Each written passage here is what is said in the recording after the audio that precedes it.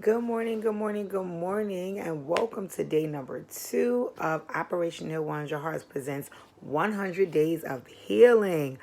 I wanted to check in with you guys because number one, I wanted to see how did day one go. I wanted to number two give you guys your diary prompt for the day, and number three to remind you of some of the things that you need. Right. So let me make this short and sweet because I do not want folks to say, "Oh my God, Khadijah, you're gonna be sending 10-minute videos every day."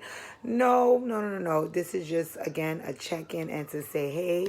Let's keep at it. Let's keep going. Let's keep pushing. We got this. So, like I said, welcome to day 2. The first thing I want to reiterate is please, you guys, make sure that you're making your diary entries because they mean a hell of a lot to the experience. Make sure you're getting your prayers in. Make sure you have created that safe prayer space. I don't know if it's in the bathroom. I don't know if it's in the shower. I don't know if it's in your bedroom before you get out the bed or before you get in it. You know, whatever the case may be. But just make sure you guys have your safe prayer space so you can pray and get out what you need to. You know, also make sure that you've picked your hours that you want to limit yourself on social media. So like I said, I'm giving out a 10-hour window.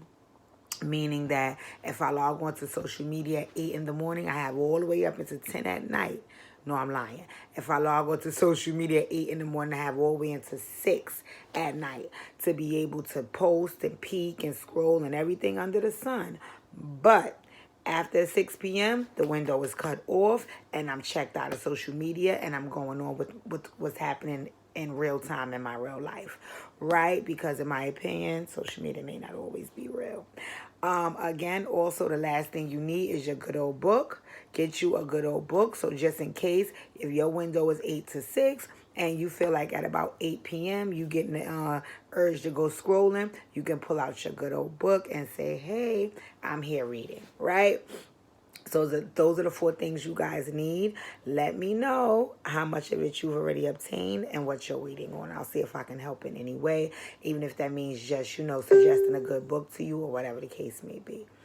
For your diary prompt, before I give it to you, I want to read something to you that I posted actually 6 years ago today on my social media. It says, FYI and PSA, trauma is not just being shot, stabbed, jumped, etc. People can be traumatized by a number of things, including death, illness, unemployment, incarceration, and financial debt. And when people are traumatized, they respond to things the way they know how. Don't judge their responses or try to belittle how traumatized they are.